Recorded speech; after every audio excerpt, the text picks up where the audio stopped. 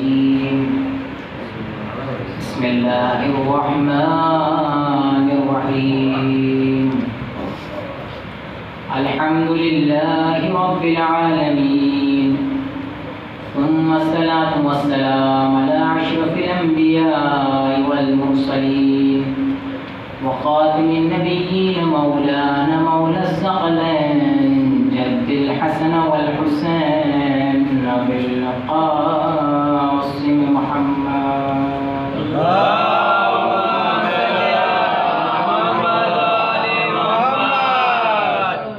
وآله الطيبين الطاهرين المعصومين المظلومين ولعنة الله على أعدائهم أجمعين أما بعد فقد قال رسول الله صلى الله عليه وآله وسلم حسين مني وأنا من الحسين صلوات الحمد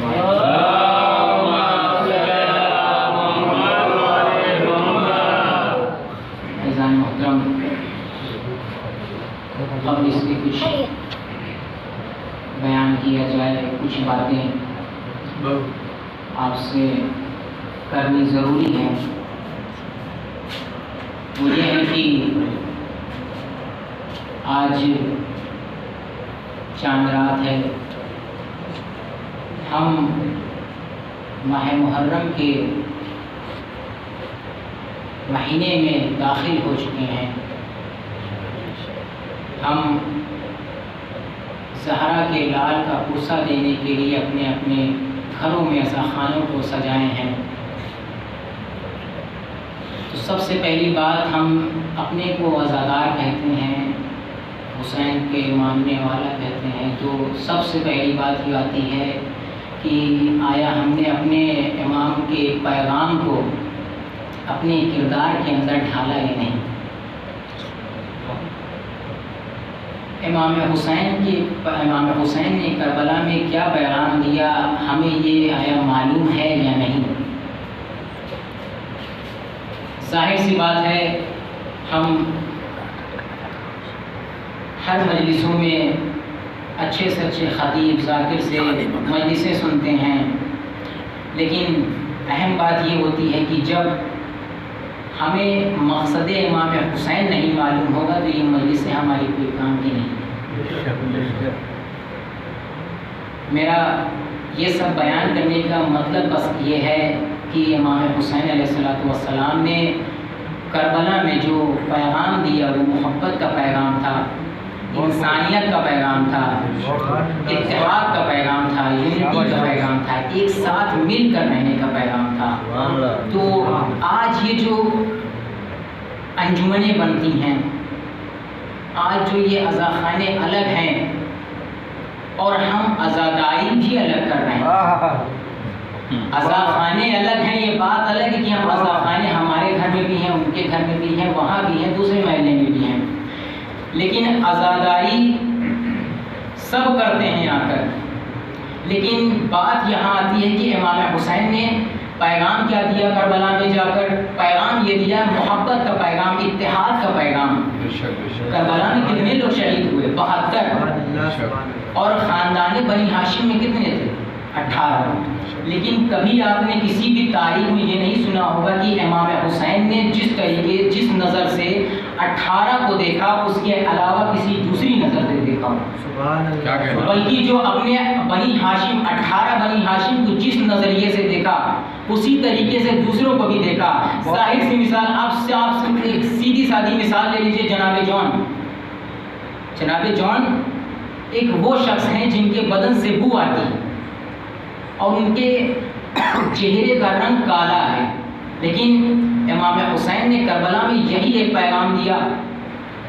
جناب جون کو اپنا بھائی کہہ کر امام حسین نے یہ پیغام دیا، دیکھو کوئی کالا ہو یا کسی کے بدن سے بدبو آتی ہو اس سے الگ نہیں رہنا، بلکہ جو ہمارے بنی ہاشم میں ہیں انہی کے جیسا ماننا۔ دیکھیے، ہم اپنے خاندان والوں کو تو ایک نظر سے دیکھتے ہیں، لیکن جب دوسرے کی بات آتی ہے تو دوسرے نظریے سے دیکھتے ہیں۔ لیکن امام حسین نے کربلا میں یہ پیغام دیا، دیکھو جو نظریے سے میں جس نظریے سے جون کو دیکھ رہا ہوں اسی نظریے سے میں اکبر کو بھی دیکھ رہا ہوں، ولی اصغر کو بھی دیکھ رہا ہوں. سلمان پڑھے محمد والے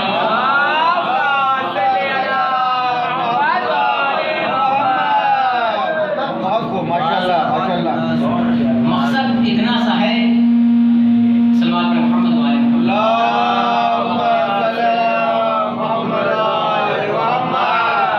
ہم ایک گھر کے ہیں، ایک خاندان کے ہیں، ہم ایک گاؤں میں رہنے والے ہیں. ہماری عزاداری الگ کیوں ہوتی ہے؟ کیا کہنا، ہماری عزاداری الگ کیوں ہوتی ہے؟ ہم یہاں پر آتے ہیں، ہماری مجلسیں ہوتی ہیں، ساکی مجلس پڑھ کر اتر جاتا ہے، مصاحف پڑھ کر اتر جاتا ہے، ماتم ہوتا ہے. آدھے لوگ ماتم کرتے ہیں، آدھے ماتم نہیں کرتے، آدھے تیز کرتے ہیں، آدھا تیز نہیں کرتے. کیوں؟ یہ میرا گھر ہے، میرے گھر میں جب ہوگی تو ہم تیز کریں. یہ گھر کے ایک خاندان کے ایک رہنے والے یہ کرنے، یہ امام حسین کا پیغام نہیں ہے، یہ یزیدی پیغام ہے کہ الگ ہو جاؤ.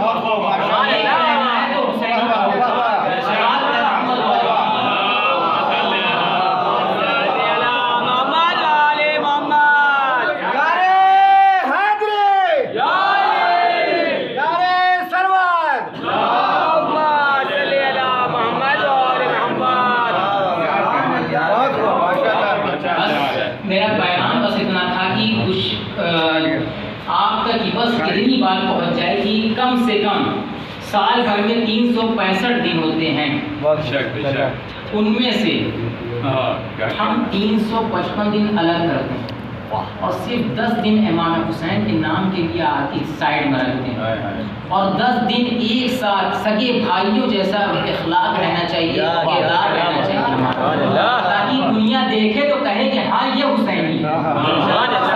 محمد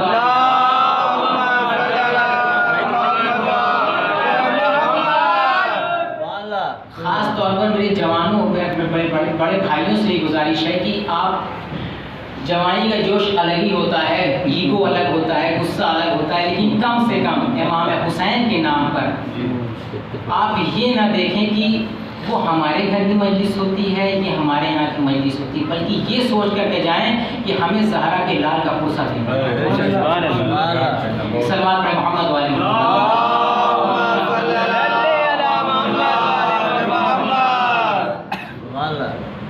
میں نے جس حدیث کو اپنا سرنامہ سخن قرار دیا کہ حسین منی و انا من الحسین، کہ حسین مجھ سے ہے اور میں حسین سے ہوں، اس کا آپ ایک نظریہ دیکھیں تو ایک مطلب یہ نکلتا ہے کہ حسین منی و انا من الحسین، حسین مجھ سے ہے اور میں حسین سے ہوں. یعنی رسول خدا یہ فرمانا چاہتے ہیں کہ حسین منی وہ انا من الحسین، حسین مجھ سے ہے اور میں حسین سے ہوں. یعنی جو حسین سے دوستی رکھے گا وہ مجھ سے دوستی رکھے گا، جو حسین سے دشمنی رکھے گا وہ مجھ سے دشمنی رکھے گا. عزیزان محترم، آج کے جو حالات چل رہے ہیں اس پہ کچھ بیان کرتا چلوں کہ ہم محرم آتا ہے، ہم اپنے بکس بول لیں، اٹیچی بول لیں، اس سے ہم سیاہ لباس نکال لیتے ہیں. کیوں؟ محرم آ گیا، کالے لباس پہننے ہیں. تو جب وہ عزادار کالے لباس پہن کر سڑکوں میں شہروں میں نکلتا ہے تو لوگ یہی کہتے ہیں کہ وہ دیکھو حسین کو ماننے والا جا رہا ہے، حسین کا چاہنے والا جا رہا ہے. کس بنیاد پر؟ کالے لباس کی بنیاد پر. کیا صرف سیاہ لباس پہن لینا عزادار کی نشانی؟ کیا کہنا بہت صرف سیاہ لباس پہن لینا عزادار کی نشانی نہیں ہے، بلکہ جو باکردار ہے وہ عزادار ہے، جو با اخلاق ہے وہ بھی عزادار ہے، جو نماز پڑھنے والا ہے وہ بھی عزادار ہے، جو روزے رکھنے والا ہے وہ بھی عزادار ہے، جو سماج کا ذمہ دار ہے وہ بھی عزادار ہے، جو قرآنی کردار ہے وہ بھی عزادار ہے، جو والدین کا تابعدار ہے وہ بھی عزادار ہے، جو تابعہ دار ہے وہ بھی عزادار ہے، جو علمدار ہے وہ بھی عزادار ہے.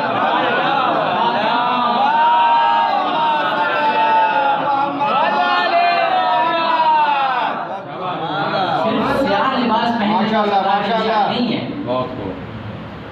ساری کائنات کی آپ تاریخ اٹھا کر دیکھ لیجیے، اگر رسول خدا کے بعد اگر مردوں میں اگر کسی کی شخصیت پائی گئی تو مولا کائنات حضرت علی ابی ابی طالب.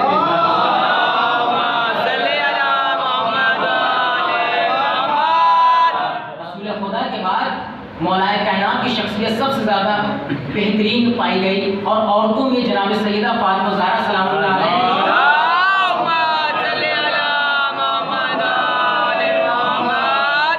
جناب سیدہ کی شخصیت پائی گئی۔ تاریخ میں کیا لکھا کہ سیدہ نے جناب رسول خدا صلی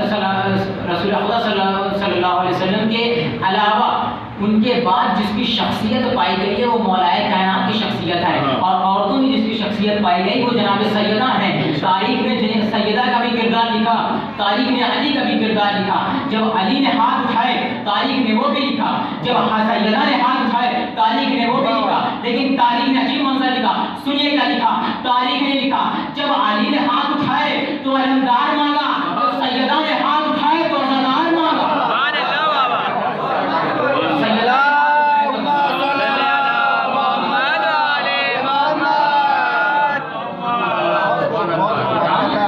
اس قوم سے تعلق رکھتے ہیں جس کے رہبر ہم نے کبھی کسی مکان سے نہیں لیے بلکہ میدان سے لیے ہیں۔ کیا کہنا ہوا؟ ہم اس قوم سے تعلق رکھتے ہیں جس کی وہ قوم جس میں کوئی بھی رہبر ہو، ہم نے کسی بھی رہبر کو مکان سے نہیں لیا بلکہ میدان سے لیا ہے۔ عزیزان محترم دلیل دیتا چلوں، ہم نے رسول کو مانا بدر کے میدان سے، ہم نے رسول کو لیا تو بدر کے میدان سے، علی کو لیا خیبر کے میدان سے، سیدہ کو لیا مباہلے کے میدان سے، حسین کو لیا کربلا کے میدان سے،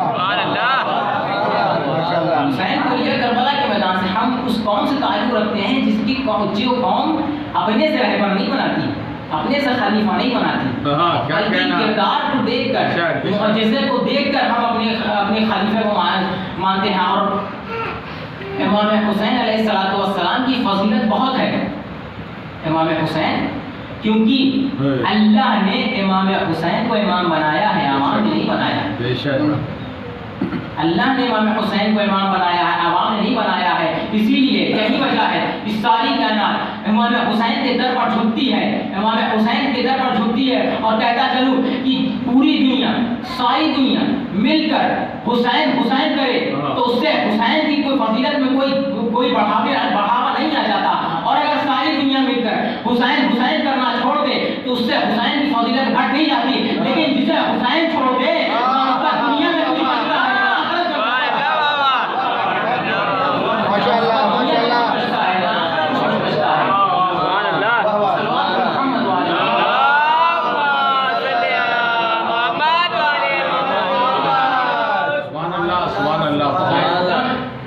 امام حسین صرف شیعوں کے امام نہیں ہے، امام حسین صرف شیعوں کے امام نہیں ہے بلکہ ہر مذہب کے امام ہیں، کیونکہ امام المسلمین ہیں، امام حسین امام المسلمین ہیں۔ آپ یہ نہ سوچیے کوئی سنی ہے تو اس کے دل میں حسین نہیں آ سکتے، کوئی بریلوی ہے تو اس کے دل میں حسین نہیں آ سکتے، کوئی وہابی ہے تو اس کے دل میں حسین نہیں آ سکتے، کوئی یزیدی ہے صلوات محمد علیہ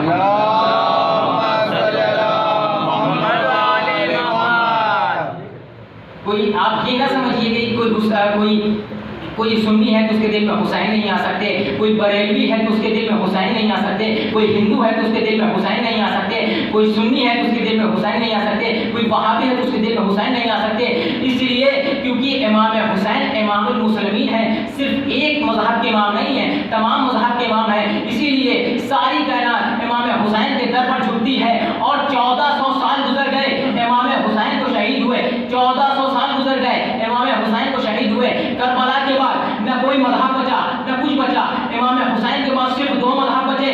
2 مذہب کون سے؟ ایک ظالم مذہب، دوسرا مظلوم مذہب۔ ظالم مذہب کو یزیدی کہتے ہیں، مظلوم مذہب کو حسینی کہتے ہیں۔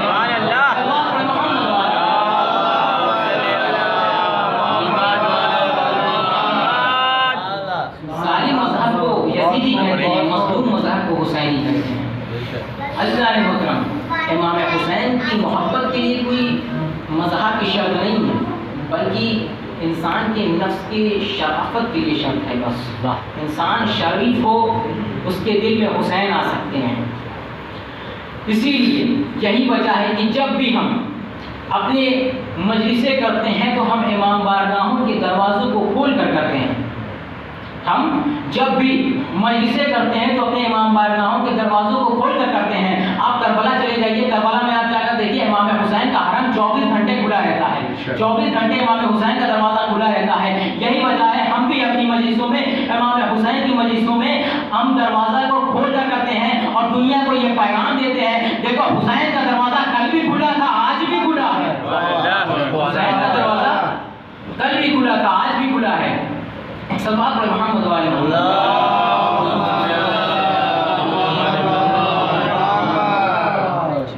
मोहतरम, सारी कायनात ये परेशानी में मुब्तला है कि कैसे ये आज़ादार खत्म हो जाएं, कैसे ये आज़ादार मिट जाएं, ये आज़ादार खत्म हो जाए। ये आज़ादार खत्म क्यों नहीं होते? देखो आज़ादार खत्म हो जाएंगे, मिटेंगे नहीं। आज़ादार खत्म होते हैं लेकिन मिटते नहीं हैं। सारी कायनात पूरी कायनात ये इसमें परेशान है कि कैसे ये आज़ादार खत्म नहीं होते, इनको कैसे खत्म किया जाए, इन्हें कैसे हुसैन बंद कर दिया जाए, इन्हें अली कहना कैसे बंद कर दिया जाए। और दुश्मन ये करता है कि एक आज़ादार को मारता है और ये सोचता है कि मैंने हुसैन के मजलिस में जाने वाले एक आज़ादार को कम कर दिया, मैंने एक हुसैनी को मार कर इमाम हुसैन की मजलिस में जाने वाले को एक को कत्ल कर दिया। मैं कहूँगा ए बेवकूफ़, तुझे क्या मालूम, एक हुसैनी को अगर तू मारेगा तो तू तो एक आज़ादार को मारेगा तो उससे उसकी आज़ादारी कम नहीं होती, क्योंकि जो इंसान मरता है, आज़ादार मरता है, वो मरते मरते 10 मजलिसों को जन्म देकर जाता है। यही तो होता है ना, हमारे यहाँ कोई भी शिया मरता है, हमारी उसकी पहले सियोम की मजलिस होगी, फिर उसकी 10वें की मजलिस होगी, 20वें की मजलिस होगी, चहलों की मजलिस होगी, तिमाही की मजलिस होगी, छमाही की मजलिस होगी, फिर उसके बाद उसकी बरसी की मजलिस होगी। दुनिया इतना तो समझ गई भैया आज़ादार को मारने से आज़ादारी कम नहीं होगी। मैं कहूँगा भाई जब यजीद के दरबार में आज़ादारी न रुक सके तो आज के यजीदियों की क्या हिम्मत, आज के यजीदियों की क्या हिम्मत। एक सवाल पर मोहम्मद वाले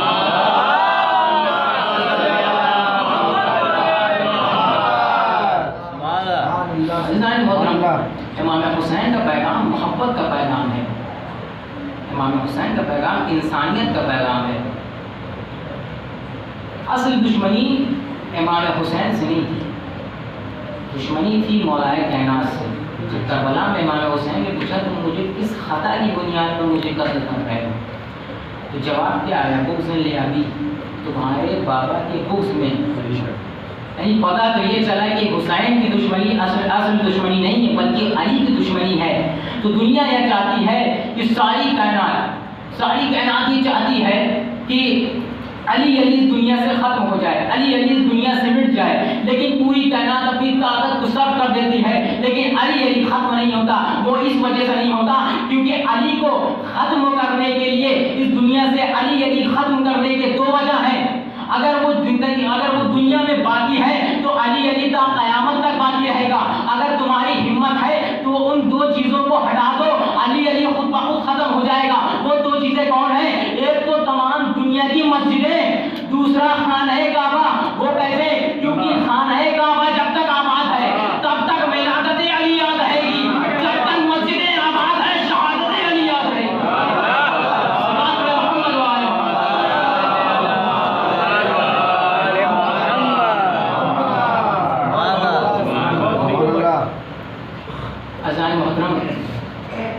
मजलिस में यही तमाम करता हूँ, ज़्यादा वक्त नहीं लेना है, आधी रात होने को है। बस आखिर में जो मैंने शुरू में कहा आपसे कि कम अज़ कम 10 दिनों के लिए आप एकजुट होकर इमाम हुसैन का पुरसा कीजिए।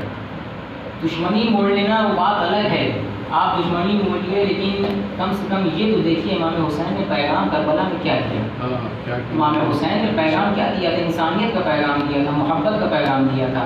अगर हम उसको आज की इस दौर में अगर उसको ला के डालें कि हम इमाम हुसैन को मानने वाले हैं, तो कम अज़ कम इमाम हुसैन के पैगाम को हम देखें कि आया हम उस पैगाम को इस ज़माने में राइज कर रहे हैं कि नहीं। अगर राइज कर रहे हैं तो आप खुद समझ लीजिएगा आप हकीकी हुसैनी हैं। अगर दुश्मनी के ज़रिए आप आज़ादारी कर रहे हैं तो ना आपकी आज़ादारी या दुनिया में कबूल होने वाली है। क्या कहना बहुत बेशक। और आखिर में शुरू नहीं बता सकता, लेकिन देखिए हमारे यहाँ मजलिस होती हैं, شروع کی 2 مجلس صبح ہوتی ہے، رات کی 2 ہوتی ہے، رات میں تو چل جاتا ہے، لیکن صبح جن کی یہاں پہلی مجلس ہوتی ہے ان کے بانی مجلس میری گزارش ہے کہ ان کی مجلسیں آپ جس وقت پر شروع کریں وہ آپ کے اوپر ڈیپینڈ کرتا ہے، لیکن ایسے وقت پر آپ شروع کریے کہ جو ہماری مجلسیں ہیں ان کے درمیان ہماری آپ کی مجلس ہو، پھر اس کے بعد ہماری مجلس بھی اسی میں مکمل ہو جائے. کیونکہ جب بات آتی ہے اول وقت نماز کی، اس میں عبد اللہ سیدانی صاحب کا مسئلہ ہے کہ اس میں پوچھا گیا کہ عزاداری کو اول وقت نماز کے لیے ترجیح دیں، یعنی ہم عزاداری کر رہے ہیں اور نماز کا اول وقت گزر جا رہا ہے. تو عبد اللہ سیدانی علیہ الرحمٰن نے فرمایا کہ یہ سزاوار ہے انسان اگر عزاداری نماز کے اول وقت کر رہا ہے، بلکہ آپ عزاداری کو اس طریقے سے مرتب کریے کہ عزاداری بھی ہو جائے، اس کے بعد نماز کا اول وقت بھی ہو جائے. یعنی آپ لوگوں کا انتظار نہ کریے. آپ کے گھر میں 2-3 افراد ہیں، ان کو لے کر بیٹھ جائیے، آپ سوچ شروع کیجیے. کیونکہ دیکھیے ہمارا عقیدہ ہے کہ ہماری مجلسوں میں اہل بیت آتے ہیں، ہم اہل بیت، ہمارے اہل بیت ہم سے پہلے آ جاتے ہیں، تو ہمیں اہل بیت کے ذریعے اہل بیت ہمارے فرش اعضاء پر آتے ہیں، تو ہم اہل بیت کے لیے انتظار نہیں کر سکتے. اہل بیت ہمارے آ گئے تو آپ اپنی مجلس سے شروع کیجیے. جنہیں مجلس کے درمیان آنا ہوگا وہ آئیں گے، جنہیں شروع میں آنا ہوگا وہ آئیں گے. تو بس میری گزارش یہ ہے کہ آپ مجلس کو نماز سے نہ ملائیے گا. اور ظہر کا جو وقت چل رہا ہے اس وقت 12:09 یا 12:10 تک چل رہا ہے، تو اس سے پہلے دونوں مجلس تمام ہو جائے تو پہلی والی مجلس جو ہوتی ہے ان کے بانی مجلس میں میری گزارش ہے کہ وہ ایسے وقت پر شروع کریں کہ دونوں مجلس تمام ہو جائے. سوال محمد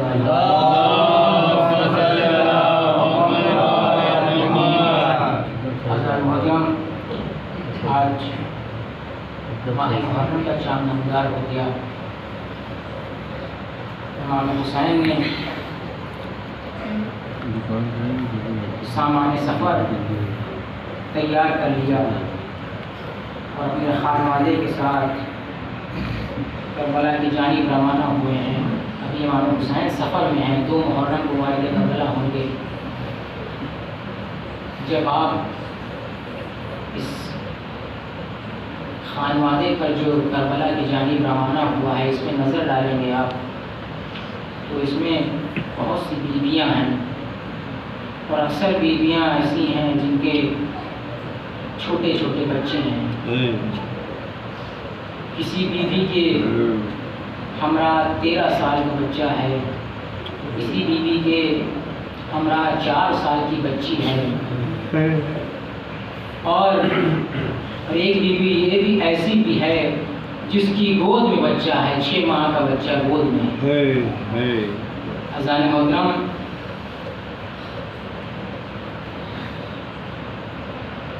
جب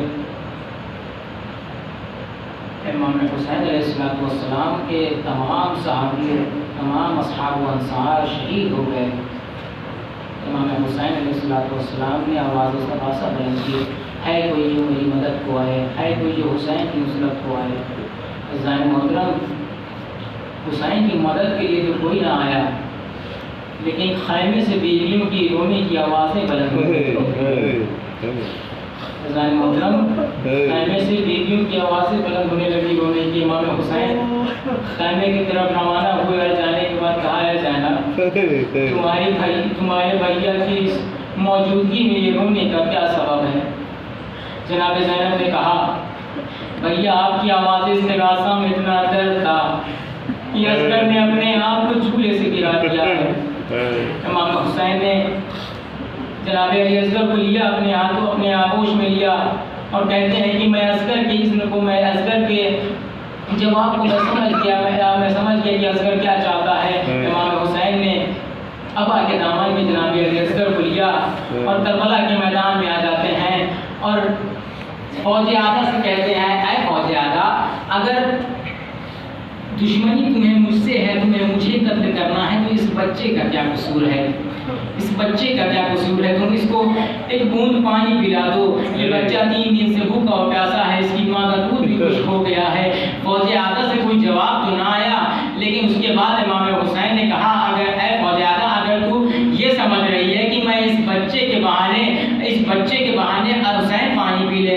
تو یہ لو میں اصغر کو میں اپنے اصغر کو جلتی ہوئی ریت پہ کربلا کی ریت پر لٹا دیتا ہوں. جناب امام حسین علیہ السلام نے جناب علی اصغر کو کربلا کی جلتی ہوئی ریت پر لٹا دیا. اس کے بعد جناب علی اصغر کو کربلا کی جلتی ہوئی ریت پر لٹا دیا. لیکن فوج اعداء سے جواب تو نہ آیا، لیکن فوج اعداء منہ موڑ کر رونے لگی. اسی اثنا میں ایک شکی نے آواز دی، آئینہ آئینہ ارملا یک تک علام الحسین، اے حسین اے ارملا حسین کے کلام کو منقطع کر دے. یہ سننا تھا. ارملا نے تیر نکالا اور اصغر کے جانب نشانہ لیتا ہے. نشانہ لینا ہے کہ نشانہ لیتا ہے کہ تیر گر جاتا ہے. ایک مرتبہ تیر گرتا ہے، پھر ہرملا لگاتا ہے تیر، پھر تیر گر جاتا ہے. ایک بار ایک شکی نے پوچھا کہ اے ہرملا تو ہماری فوج کا سب سے بہترین تیر انداز ہے، تجھے آج کیا ہو گیا ہے؟ ایک بچے کو تیر نہیں مار پا رہا ہے. ہرملا نے کہا یہ بچے کی بات نہیں ہے، لیکن جب بھی میں اپنے تیر سے نشانہ لینا چاہتا ہوں، ایک نقاب پوش بی آ جاتی ہے اور کہتی ہے ہرملا تم بھی تو ایک صاحب اولاد ہو، تمہارا بھی تو بچہ ہے، کیا تمہیں اتنی بھی غیرت نہیں کہ تو 6 ماہ کے بچے کو مار رہا ہے؟ اتنا سننا تھا. اس کے بعد ہرملا نے ایک تیر لیا، بھار کا تیر اصغر کی جانب روانہ کیا. اصغر کی جانب روانہ کرنا تھا کہ سنسناتا ہوا تیر جناب علی اصغر کے گردن میں جا کر پیوست ہو جاتا ہے. اصغر کے گردن میں پیوست ہونا تھا کہ خون کا فوارہ امام حسین کے ہاتھوں میں آنے لگا. امام حسین نے سوچا کہ اس خون کو آسمان کی جانب پھینک دیں. آسمان سے آواز آئی، اے حسین اگر اس خون ناحق کا ایک بھی